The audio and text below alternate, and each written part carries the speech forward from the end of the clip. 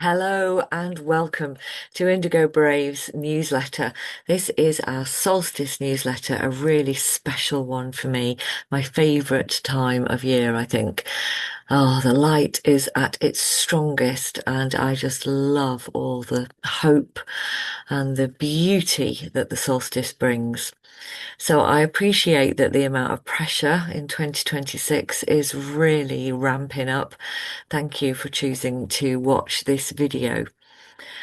I trust that you're going to find some solace and some peace at this solstice time.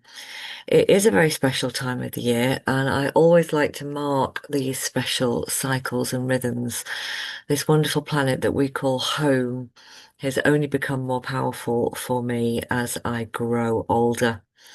Of course, if you're in the southern hemisphere, then it is the darkest time of year, and perhaps our winter solstice newsletter will seem more appropriate for you guys.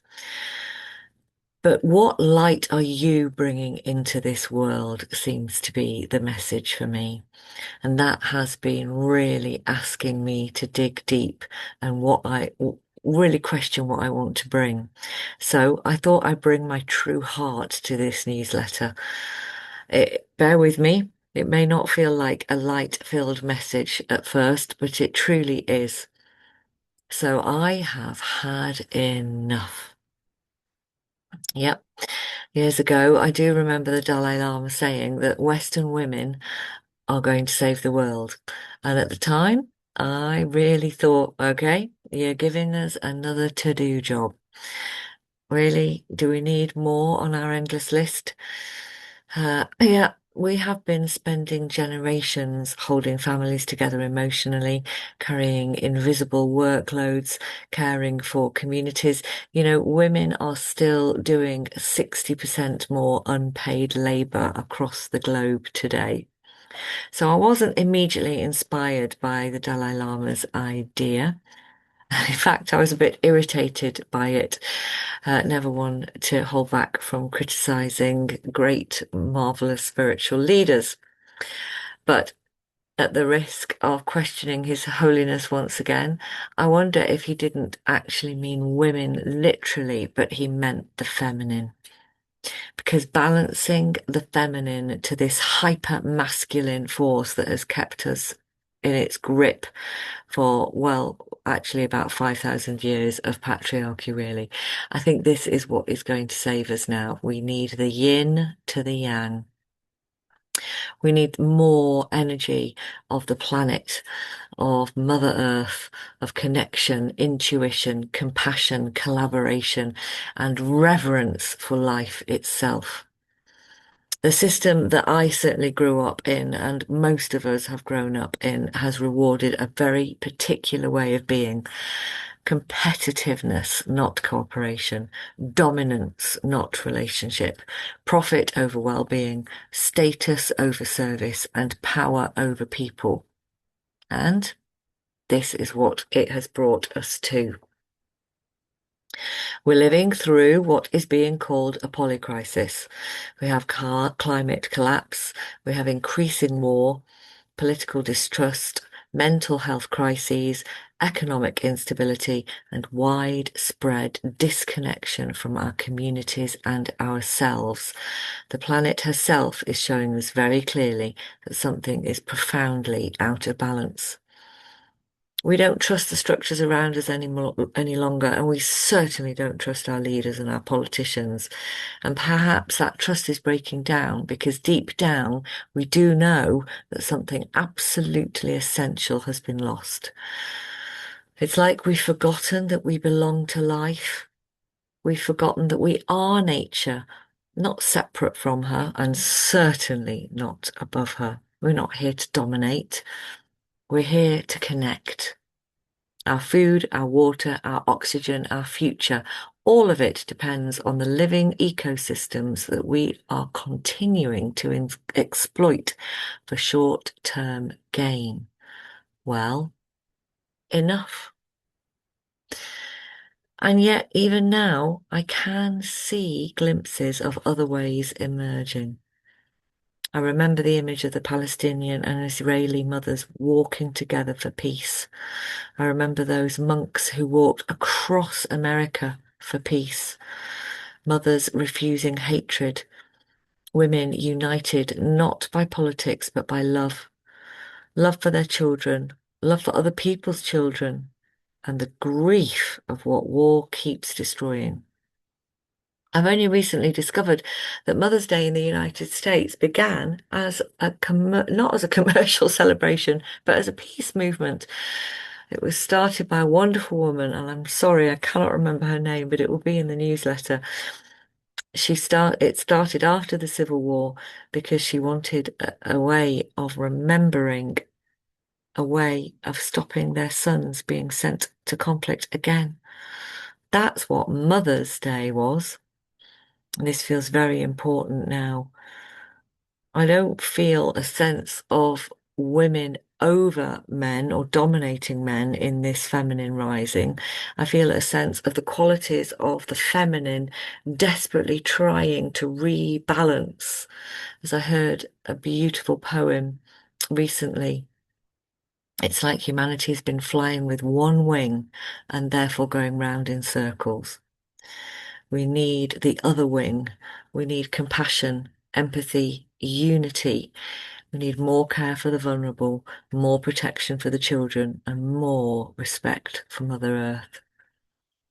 This comes from the understanding that we are profoundly interconnected. So, this June, around the solstice, I'm telling you what my heart says. And my heart says enough. Ah, we can do this. We can do it together. Enough of burnout being normalized, enough of businesses consuming people in the name of profit, enough of our fragile egos acting from trauma and calling it leadership, enough of power that's used to coerce, intimidate, or diminish other human beings. Enough of the power over paradigm, enough of pretending that cruelty and unkindness can ever be called strength. More importantly, I don't mean it's a time to fight fire with fire. The old system knows how to fight, and conflict is the thing we're trying to heal. The power that I'm speaking of is stronger and quieter than that. The power that Rosa Parks showed us when she sat down. The courage to say no without hatred. The courage to stand in our strength and our truth and maintain our humanity. Because this is wisdom. It is common sense, which I have heard is not that common.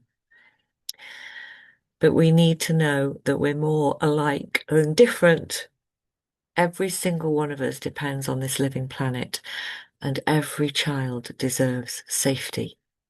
Every human nervous system responds to that dignity, that care, and every single one of us is looking for belonging. Indigo Brave was founded on a very simple principle. We can create a business that serves humanity.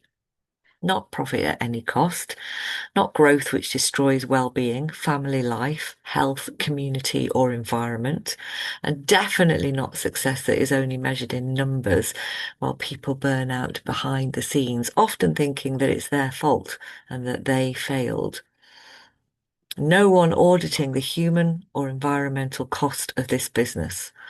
No, business can serve humanity and make great abundance too. And after 30 years in business like that, I say this with more conviction than ever. I have worked with globally successful companies like Rolls-Royce and humble charities and grassroots organizations doing extraordinary work on a shoestring, sometimes with very little recognition. And honestly, I have learnt a lot about leadership and the fact that it takes both masculine and feminine qualities to really succeed. The yin and the yang of perpetual motion to really garner exceptional results. So, I'm going to say more of what I believe in, and I'm not scared anymore of being called unrealistic, idealistic, or naive. I do understand business. I've been doing it for 3 decades. We're 30 this year and very proud of that achievement. And the future belongs to organisations who are courageous enough to remember that people are not resources. Business can be part of our healing as a planet. It can strengthen families and communities. It can create cultures rooted in dignity rather than fear. It can serve life, not exhaust it. And above all, we can serve humanity. So, enough. Because I know there's a better way. I'm not saying I have all the answers, but I am saying that we can do this together. And if you want more of the how and more exploration into our precious resource of our human bodies, which need restoring and rejuvenating, you might like to look at our Women Leadership Retreat, which is coming up in October. Or perhaps join our Ignite Circle for some practical how-tos and some fantastic sisterhood collaboration and support. Okay, I hope you have enjoyed our solstice offering and we'll see you soon. Thanks. Bye.